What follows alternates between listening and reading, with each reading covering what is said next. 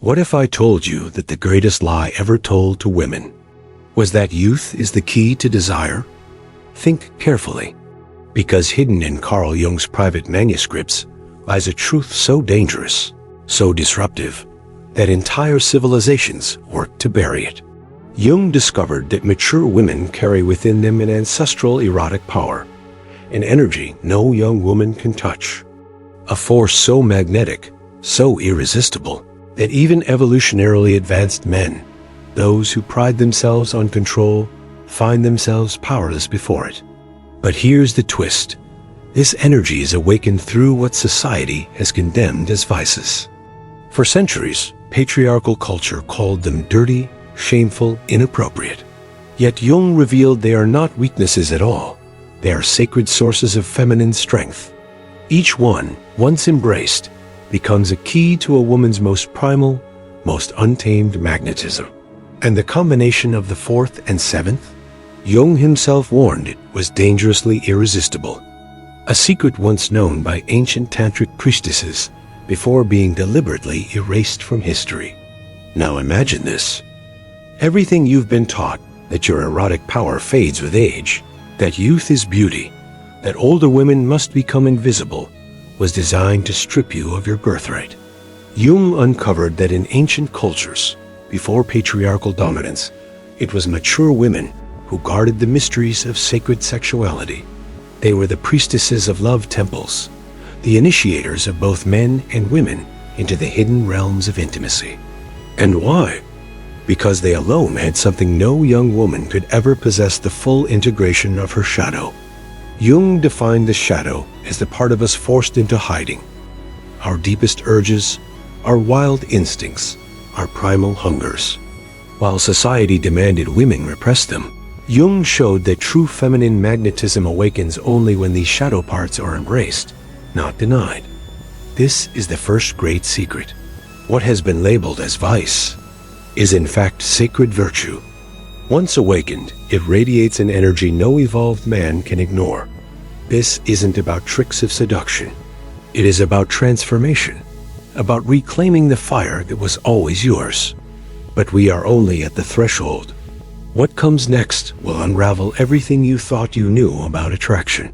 Before we step deeper into Jung's forbidden discoveries, do one thing. Subscribe to SYC Soul.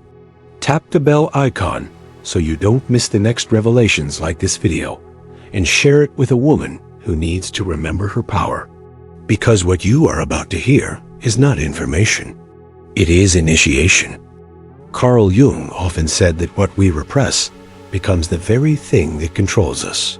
For women, this repression has been doubled first by culture, then by their own fear of being judged. But Jung uncovered a secret. Once a woman embraces what she was told to hide, something awakens inside her that men cannot name, but they feel it like gravity itself. Think of Sarah, a woman in her late 40s.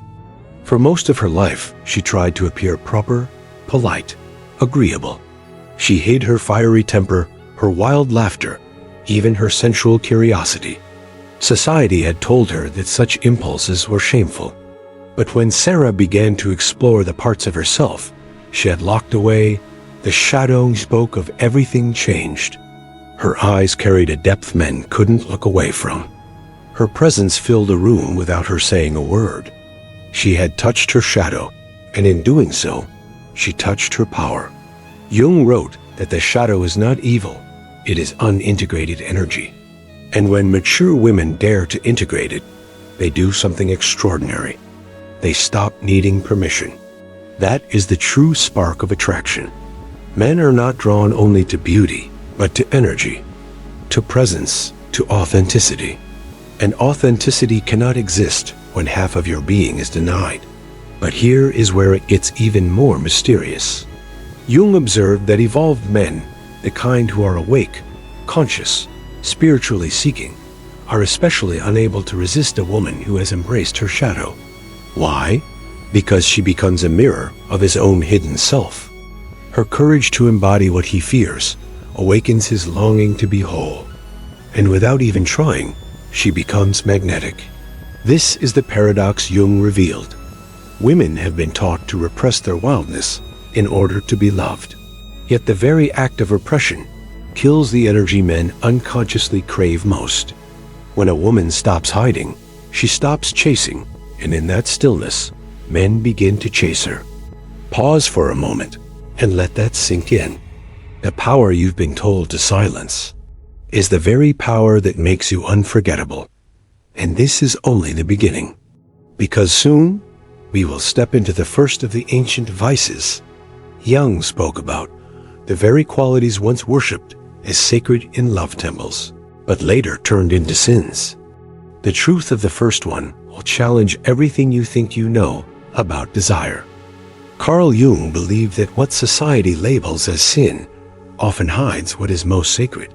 And when it comes to women, the first so-called vice is something you might never expect: pride. For centuries, women have been taught to be humble, modest, selfless, to serve quietly, to never take up too much space. Pride, they were told, is arrogance, vanity, selfishness. But Jung saw it differently. He discovered that when a mature woman reclaims her pride, it transforms into radiant self-worth. And self-worth is magnetic. Take Lara, for example, a woman in her 50s who had spent most of her life apologizing for her body, her voice, even her dreams. When she began to walk with pride, not arrogance, but unapologetic dignity, something shifted. People stood when she entered a room. Men who once overlooked her now leaned in, sensing a presence they couldn't explain. What had changed? She carried herself as if she needed no validation, and that confidence was irresistible. Jung warned that without pride, a woman cannot awaken her deeper energy. Why? Because pride signals to the unconscious that she knows her value. And when a woman knows her value, the masculine cannot help but respond. It's instinctual, ancient, written into our very biology. But here is the paradox. Society has convinced women that pride makes them undesirable, that if they claim their power, they will be punished with loneliness. This is not an accident, it was designed. Jung argued that patriarchal culture deliberately demonized pride in women because a proud woman cannot be controlled. Now ask yourself, how many times have you silenced your own voice to appear agreeable? How many times have you lowered your eyes to avoid being called too much? Every act of shrinking weakened the very energy that makes you radiant. And every step toward reclaiming your pride awakens the magnetism buried within you. But Jung didn't stop there. He said pride is only the doorway. Once a woman steps through, the second so-called vice begins to stir, and this one is far more dangerous to the status quo. It is the quality that makes men restless, unsettled, unable to sleep at night, because something about her presence lingers in their mind. Do you want to know what that second hidden force is?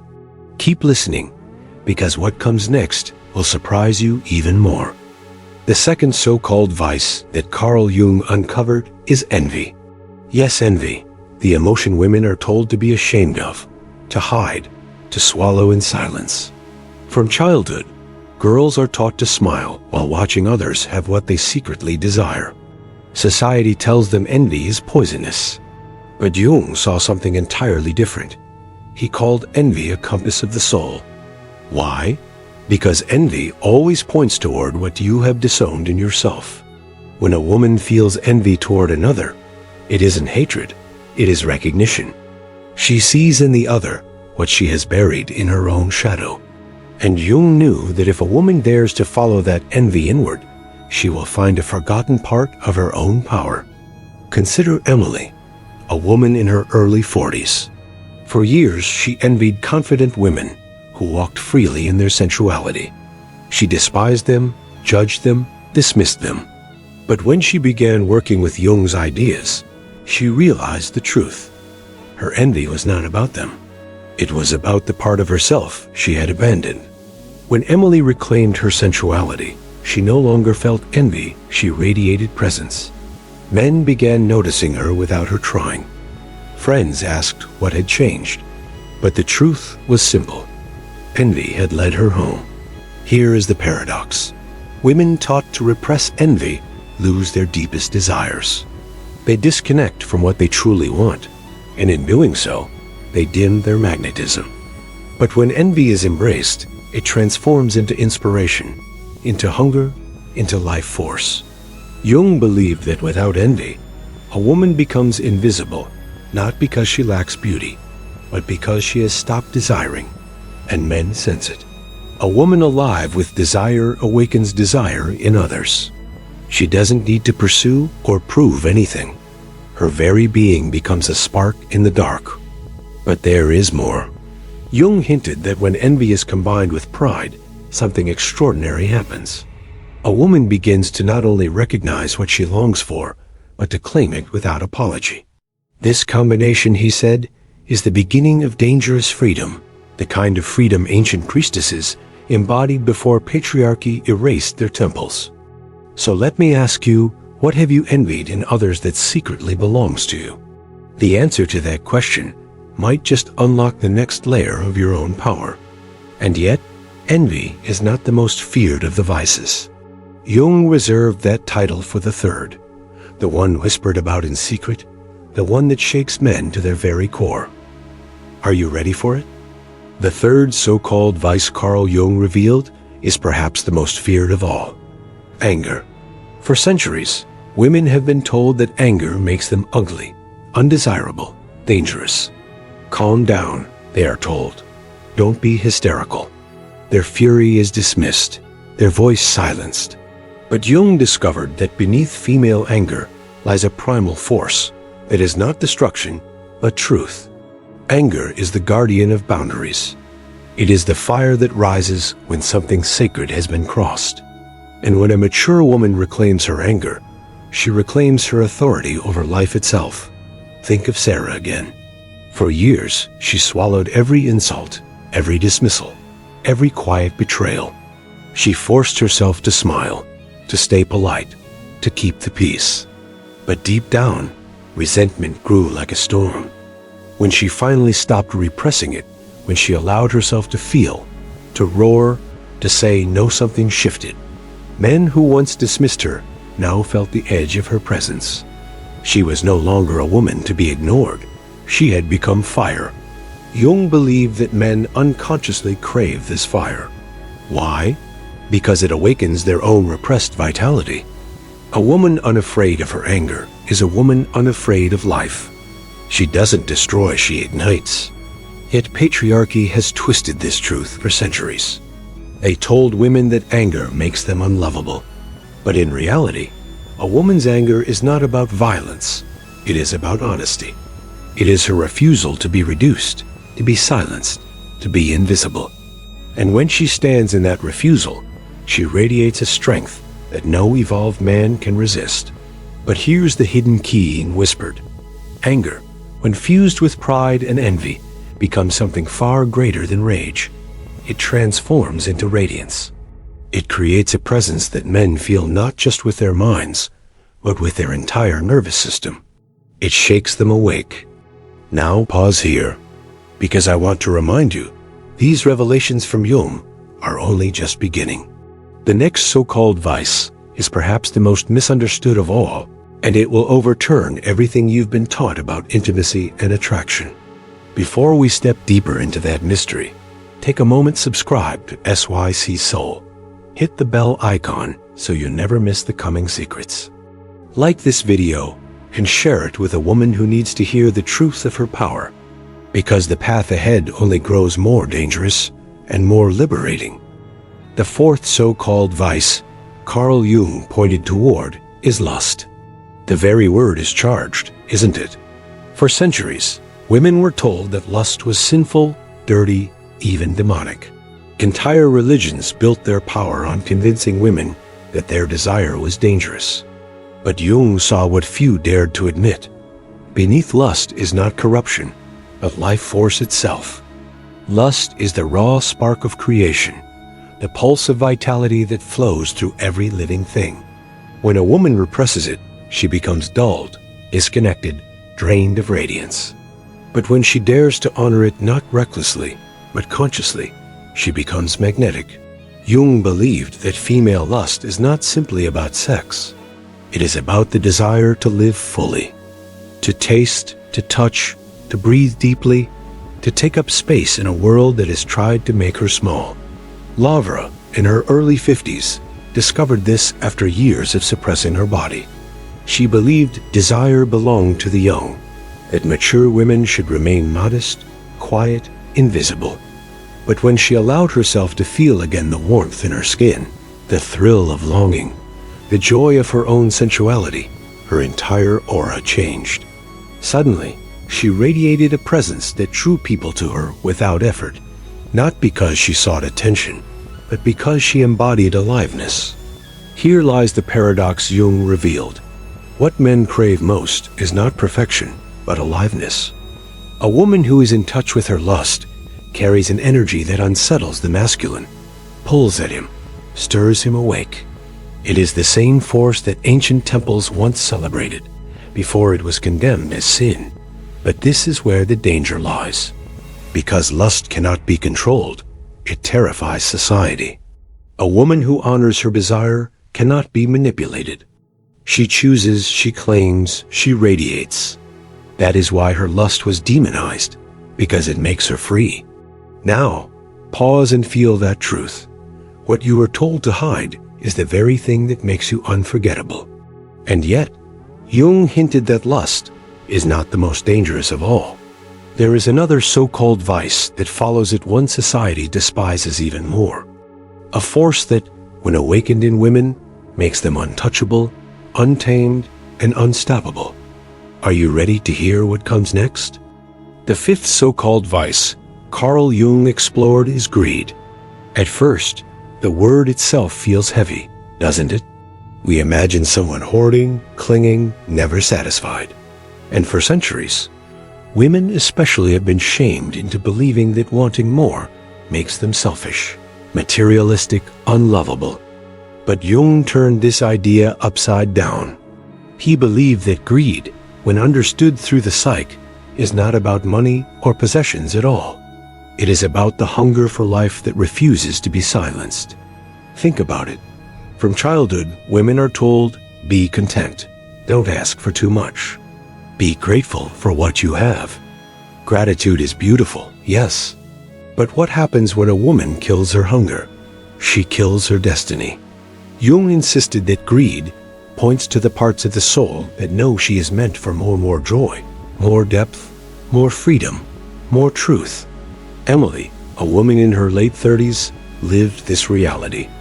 She worked tirelessly, served everyone else, but secretly longed for more passion, more recognition, more adventure. She felt guilty for wanting it, as if she were betraying her family. But when she finally allowed herself to honor that hunger, her life began to change. She pursued art she had buried for years, and her very energy became magnetic. People wanted to be near her, not because she gave them everything, but because she radiated the aliveness of someone who dared to want. Here lies the paradox. Society taught women that greed makes them less desirable. But Jung saw that the opposite is true. A woman who owns her hunger is unstoppable. She does not wait for permission. She does not shrink to make others comfortable. And that kind of presence? It draws men in, not because she needs them, but because she has already claimed herself. But here is the danger. Greed, in its unconscious form, becomes addiction never satisfied, always consuming. Jung warned that the shadow of greed can devour. But when greed is made conscious, it transforms into purpose. It becomes a force of creation, the drive that builds, expands, and breathes life into everything she touches. And when combined with pride, envy, anger, and lust, greed doesn't corrupt, it awakens. It makes a woman's presence so charged that she becomes unforgettable. But Jung whispered of yet another so-called vice, one even more condemned than greed. A force that, when awakened, turns a woman into something archetypal, untamed, and eternal. Do you want to see what happens when she embraces it? Stay with me. The sixth so-called vice Carl Jung spoke of is sloth.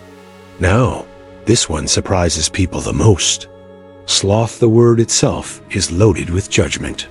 It conjures images of laziness, wasted time, failure to act. Women, especially, are taught that if they are not constantly productive, constantly serving, constantly proving their worth, they are worthless. But Jung, with his uncanny insight, saw a hidden truth. What we call sloth is often the soul's rebellion against a life that does not honor it. When a woman cannot move, when she feels drained, when she withdraws, it is not always weakness. Sometimes it is wisdom. Jung believed that sloth is often the psyche's way of forcing a pause, demanding stillness so that something deeper can emerge. Think of Lara again. She was a high achiever, admired by everyone for her endless energy. But inside, she felt hollow. She reached a point where she simply could not keep going. Her body shut down. At first, she hated herself for it. She thought she was broken. But in that forced stillness, something extraordinary happened. She began hearing her own voice again. Not the voice of society, not the demands of others, but her own truth. Here lies the paradox Jung revealed. What society condemns as laziness may actually be incubation, the stillness before the birth of a new self. A woman resting is not a woman wasting. She is a woman gathering. Men sense this too, though they may not understand it. A woman rooted in her own stillness radiates a gravity that pulls others in. She becomes like the earth itself, silent, steady, magnetic. But Jung warned of the shadow here as well. If sloth becomes escape, if a woman never rises from her rest, and her power stagnates, she becomes numb rather than fertile. The key, Jung said, is to recognize the difference between avoidance and incubation. One weakens, the other transforms. And when this stillness is added to pride, envy, anger, lust, and greed, it creates something astonishing. Balance. The fire of desire held within the earth of stillness. The storm of life resting within silence. But even this is not the end. There is still one more so-called vice, the final piece of the puzzle. The one Jung believed could shatter every illusion about what makes a woman radiant, magnetic, unforgettable. Are you ready to step into the last revelation? And now, the seventh so-called vice. The one Carl Jung hinted was the most dangerous, the most condemned, and yet the most liberating of all. Gluttony. The very word makes people recoil. Gluttony has always been tied to excess, to shame, to a lack of control. Women in particular have carried the weight of this judgment told to eat less, want less, take up less space, to consume little, to live small. But Jung turned this judgment inside out. He said gluttony, at its root, is not about food at all. It is about fullness. Gluttony is the soul's hunger to taste life completely, to devour not just bread, but beauty, not just wine, but wonder, not just flesh, but freedom. A woman in touch with her gluttony is a woman who refuses to nibble at existence. She feasts. She takes in the colors, the textures, the sensations of living without apology. Emily discovered this in her mid-40s. For years, she starved herself, sometimes literally, sometimes emotionally. She believed moderation was virtue, that denying herself was the path to being accepted. But when she finally allowed herself to indulge, to taste, to breathe deeply, to experience pleasure without shame, she became luminous. Not because she consumed endlessly, but because she allowed herself to live abundantly. This is what Jung meant. Gluttony, when unconscious, becomes mindless consumption. It dulls, it numbs, it empties. But gluttony made conscious becomes celebration. It transforms into reverence for life itself. A woman who feasts on existence is intoxicating. She doesn't just live, she invites others to live more fully too. But here lies the final secret Jung whispered. When all seven of these so-called vices, pride, envy, anger, lust, greed, sloth, and gluttony, are integrated, something extraordinary happens. They stop being sins. They become strengths. They weave together into a woman's radiance. This is the paradox. The very traits condemned by society are the ones that make her unforgettable. Her pride becomes her dignity. Her envy becomes her compass. Her anger becomes her fire. Her lust becomes her vitality. Her greed becomes her purpose. Her sloth becomes her wisdom. And her gluttony becomes her abundance. And when these shadows unite, she is no longer just a woman. She is an archetype, a force of nature, a living mystery. But what happens when a woman truly embodies this integration? What kind of presence does she carry into the world? That, my friend, is where Jung's revelation reaches its peak. And now, we arrive at the culmination of Carl Jung's revelation. Think about what we've uncovered together. Pride, envy, anger, lust, greed, sloth, and gluttony. For centuries, these words were used to shame, to silence, to diminish. Women were told these were sins, flaws, poisons. But Jung insisted they are not sins at all. They are raw, untamed energies. Forces that, when denied, rot the soul. But when embraced consciously, they become the very essence of radiance. This is Jung's most radical truth. A woman is not magnetic because she is perfect. She is magnetic because she is whole.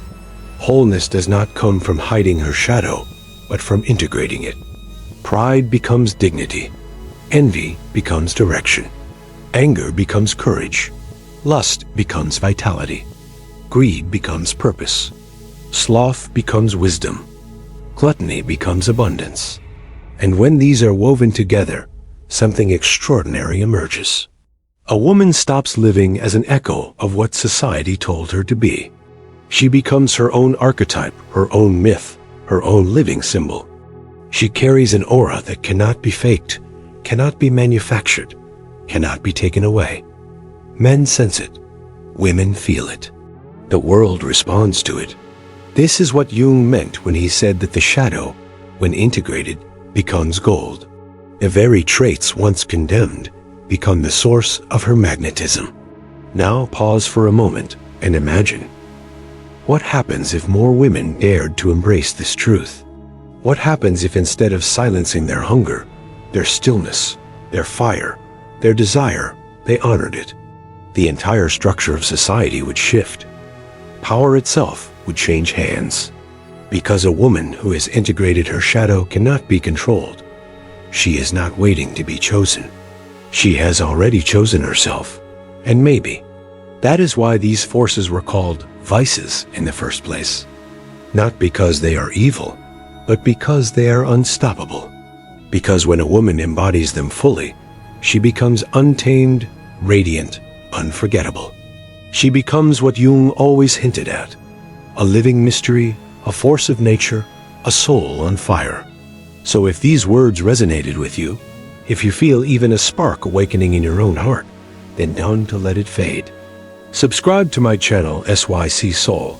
Hit the notification bell so you never miss what's coming next, and share this video with someone who is ready to reclaim themselves. Because this journey doesn't end here. This is only the beginning.